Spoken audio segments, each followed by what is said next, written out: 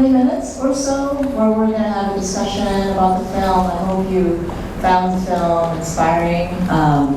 And I'm going to just start us off with a few questions. First of all, I want to give a warm Dulwich welcome to one of the co-directors, Julie Ha, and our producer, one of the producers, Soo Lee.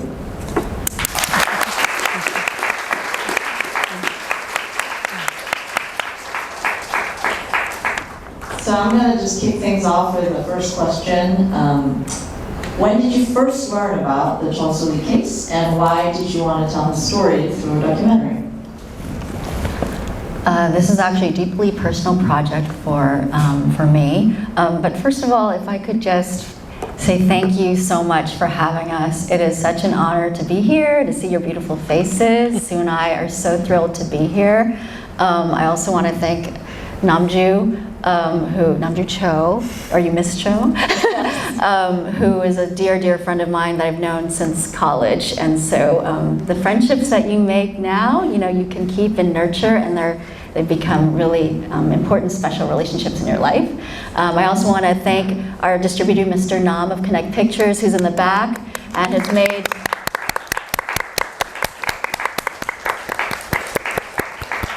bringing this film to Korea a reality. So thank you so much, Mr. Nam. So getting back to your question, yes, this is a deeply personal project for me. I actually learned about this case when I was 18 years old, when I met K.W. Lee, the journalist in the film. And he's my mentor of over 30 years, and he inspired me to want to become a journalist in the first place. But really, I think the seeds of making a film about this case were planted at the funeral of Chol Soo Lee. When he died in 2014, I went to the funeral to write an obituary for Korean American magazine because I was a journalist at the time. When I went to the funeral, I just noticed this kind of feeling of heaviness in the space. And the activists were there. K.W. Lee was there, and at one point K.W. Lee, he was very emotional, and he just, he stood up and he said, like, why is this story underground after all these years? Why is it not known? Why has Chol Soo Lee been forgotten? This was like a landmark Asian American social justice movement, the type of movement our country in America has never seen before, uniting Korean immigrants, including church-going grandmothers with third-generation Asian American college students who are Japanese American and Chinese American. We've just never seen that before. But why has it been forgotten? Not even recorded in our history books. And so fast forward 9 months later, my co-director Eugene and I were talking about making a film together.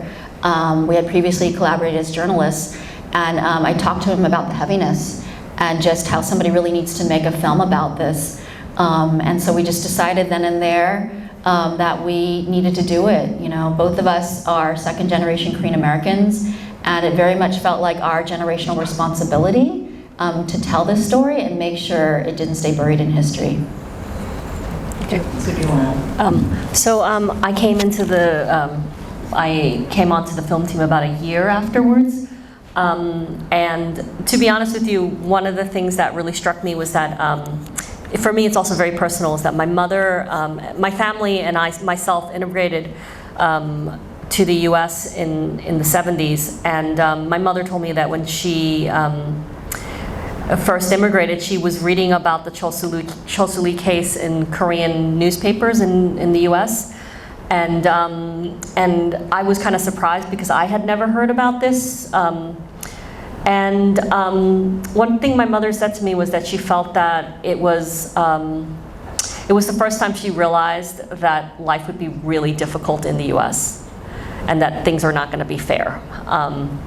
And that really struck me, and then I thought, well, okay, if I don't do this, who will? There aren't that many Korean American producers working in nonfiction films, and so for that reason I said, okay, I've got to do this.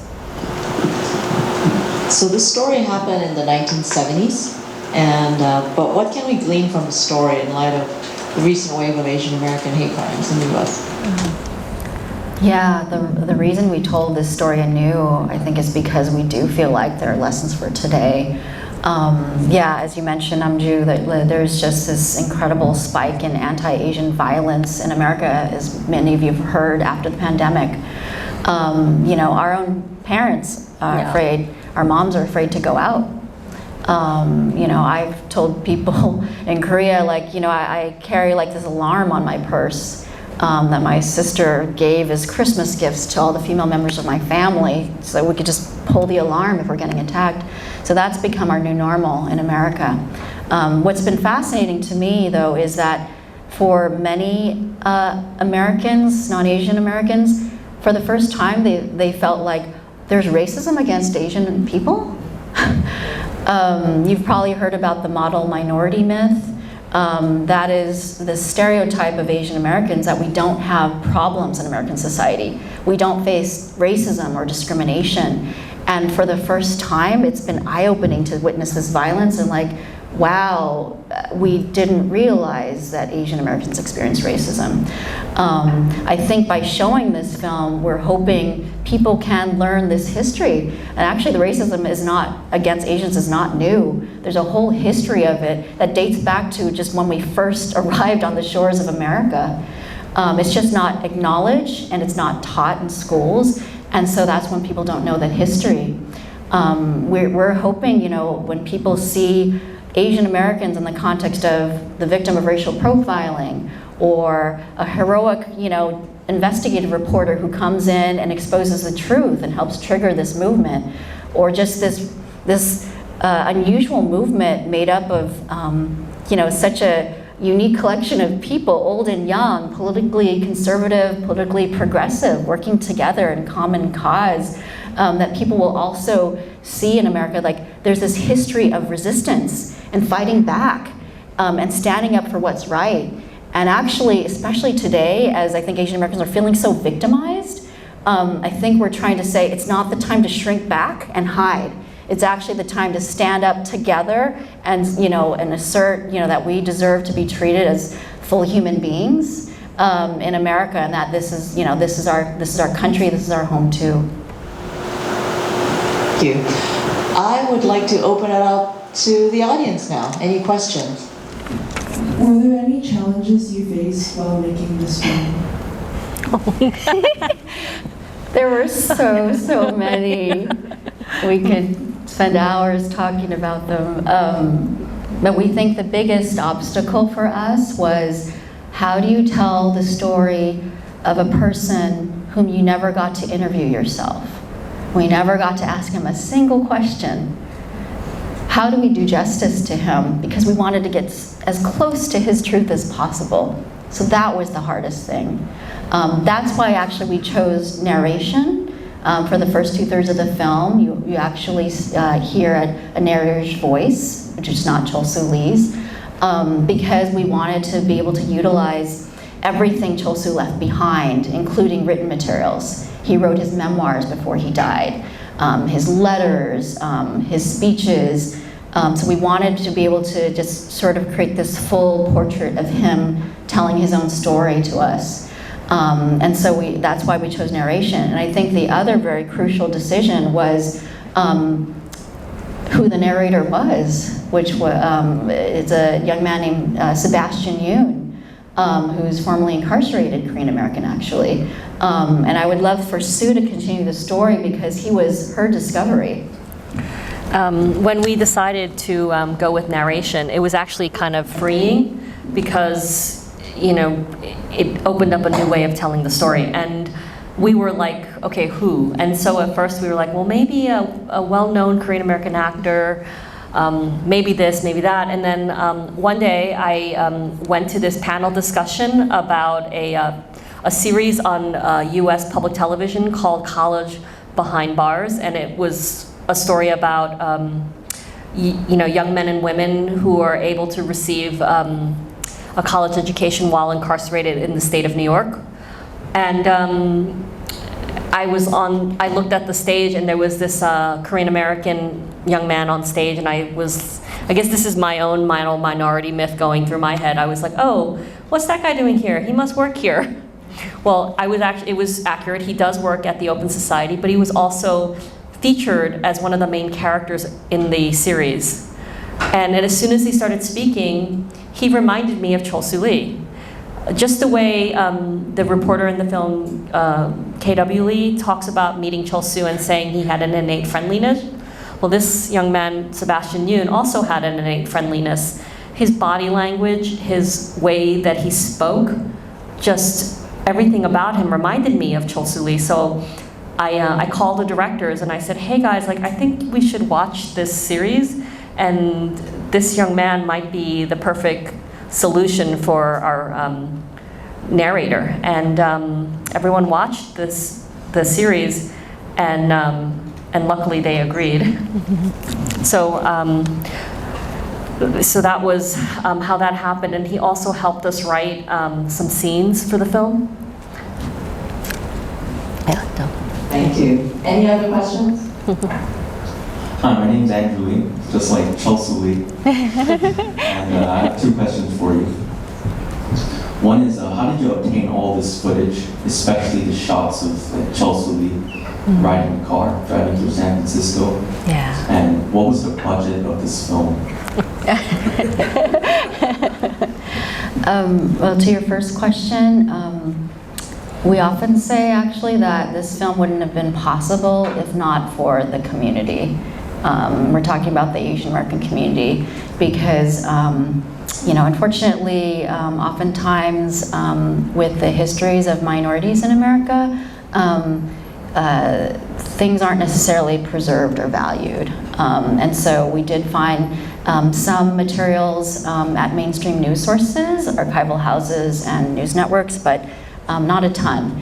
And so, but yeah, we reached out to the community, and everything really started with K.W. Lee, the journalist, who has a vast network, and actually, you know, the people who were part of this movement have such deep and profound respect for him that when they knew we were connected to him, they opened up everything.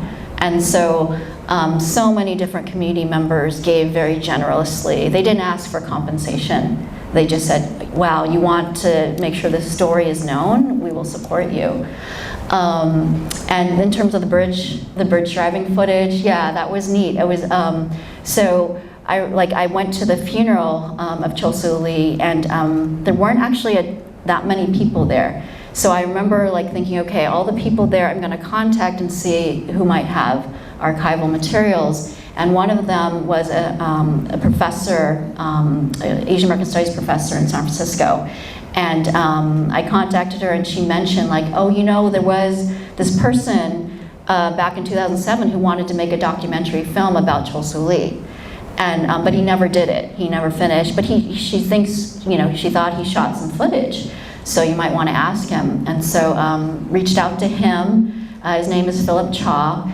And he had tapes and tapes of Chol Soo Lee giving speeches to youth and things like that. And then part of it was this bridge driving footage that we just were like so wowed by, and we're like, oh my gosh, we have to find a way to use this in the film. So yeah. So you want to talk about it? I can't really talk about that, but what I will say was that this is an independent film, and the majority of our budget went to actually paying for a lot of the materials that ended up in the film, including the song by Tower of Power, Still a Young Man. Who was the murderer? You know, that's actually a really good question. We do know the name. You know, the name. That's what's crazy is that we heard from many people that the real killer was known in Chinatown by the local community. You know, he was part of a Chinatown gang. He was Chinese. He was closer to the height that the witnesses initially identified, and he was like around 5'9", 5'10", clean shaven, no mustache. And apparently, like, he had like a nickname after the murder in Chinatown, Killer. We actually heard he fled to Hawaii and might have become a lawyer. But I think it just sort of goes to show like, wow, the local community sort of knew who the real killer was. It was sort of known. And then the police still went ahead with this like wrongful conviction really shows you, unfortunately, that this is not uncommon, I think, in our American criminal justice system. Yeah. So Julie, you talked in a previous interview about how Stephen Young gave you the advice on how there's great value oftentimes in waiting, especially when you're making documentary films, waiting until the filmmaking skills that you have match up and link to the story that you want to tell. I'm wondering that, and I also know that this documentary took around 6 years to make. I'm wondering how the storyline developed over the 6 years. Was that 6 years mostly finding videos and footage, or how did the storyline and how you wanted to tell it change over that period of time? Okay. Oh, you're mentioning Stephen Mang, the filmmaker? Yeah. Okay, I thought you said Stephen Young, the actor at first. I was like, he didn't give us advice on documentary filmmaking. But okay, wow, you did your research. Thank you for that question. So yes, Stephen Mang, we had attended a filmmakers retreat, my co-director and I, and I was, because this is the first film I've ever worked on, period. I'm a journalist by profession. I had a lot to learn from Sue and the other members of our team. And so I remember he said sometimes you shouldn't work on a film just for a couple of years, but work on it for a significant amount of time so that you can build the skill set you need, and also so you can, I think the story becomes more crystallized for you over time as well. And I found that to be exactly the case in our situation. Yeah, it took 6 years. I think it's because we're first-time filmmakers. I also had a cancer battle thrown in there. And also, I think this is also a very complicated story to tell. The plot is very complicated. There's so many, so many legal proceedings and trials, and then you have a movement part of it, and then you have a very complex man at the center too. So I think, that's part of it. The pandemic happened also. So there was a lot of in the wilderness, looking, trying to find our way. And I think really, I credit our team. We have 3 powerhouse producers on our team, including Sue and a woman named Jean Chen, and our Korea-based producer Sona Jo, and they've brought so much creative ideas and energy and actually just know-how and expertise that I think really helped us. I'll also say I think the story did crystallize over time, and I used to think I was making this film to comfort my mentor. And as we worked on it over time, I realized that heaviness at the funeral was actually Chol Soo Lee himself. His spirit maybe was not at peace. And I think if you look at the last act of his life, he was spending it trying to honor the people who helped him. As much as a burden as it was to carry their expectations, the community, how do you ever pay back, these people for giving you your life? I think by the end, though, he had come to some kind of peace and knew that he had been touched by some of the most compassionate people on the planet and wanted to give back, and also wanted to make sure people can replicate that compassion, because there are other Chol Soo Lees today. And so the film then became about how does Chol Soo Lee honor the people who supported him? By telling his own story, by sharing his whole truth from birth to death, so he could explain why his life was so difficult, why it was so hard to live a normal life after they won his victorious release. And so it just became this, him finding agency, and also just, I think, revealing his truth. Sue, did you want? Well, actually, I wanted to say that one of the things that we did do was that throughout the process of making the film, we sought a lot of advice from people smarter than us. And one of the, I think almost towards the end of our journey, there was a director that I'm very good friends with named Carol Deisinger. And she's a professor at NYU, a really badass, Oscar winner, BAFTA winner. And she said to us, I don't think your hero has a journey. Yeah. And I think that's when it came about, that it forced us to think about what the most important thing in the story was, and it was about telling Chol Soo's story from the beginning, from his birth to his death. So like these things come, as process, and I think like I urge everyone in here never to give up. You just have to keep going until you find your way. Okay, well, throughout the last about 20 minutes of the film, Chol Soo Lee, after he was freed, was exposed to drugs. And I guess that kind of led to a big downfall. When it came to his life story, do you think that the drugs or everything, the house fire, do you think it was for him to blame, or do you think the people that exposed him to those problems are the people to put the blame on? I try not to look at the film or the story as blaming. I think if there's anyone to be pointed at, it's the racism in American society that would lead The structural problems. Yeah, the structural problems that would lead them to arrest and convict a man who is not guilty of this murder. And nobody knows what his life would have been like had that injustice not occurred. He certainly probably would have still had a very challenging life, given how difficult, his childhood was and his upbringing. But nobody knows how his life could have turned out if not for that. The addiction came about probably because he was self-medicating, because he was probably suffering from PTSD from being incarcerated for 10 years at some of our most violent prisons in America, and then having the expectations of a community where maybe he wanted to pay back and he wanted to give back, but didn't have the tools and the skill set to do so. So he self-medicated. And I think that kind of addiction, like, I don't want to just look at blame, but I think what we need to think about is like, he did not have the support to be able to overcome it. But at the same time, if you look at our film, he tries to be accountable for his own actions by the end. He's saying, I own my mistakes. And he expressed his regret. And I think in some ways the film is also a way for him to say, I'm sorry to the community, to take a deep bow to them and say thank you for helping me.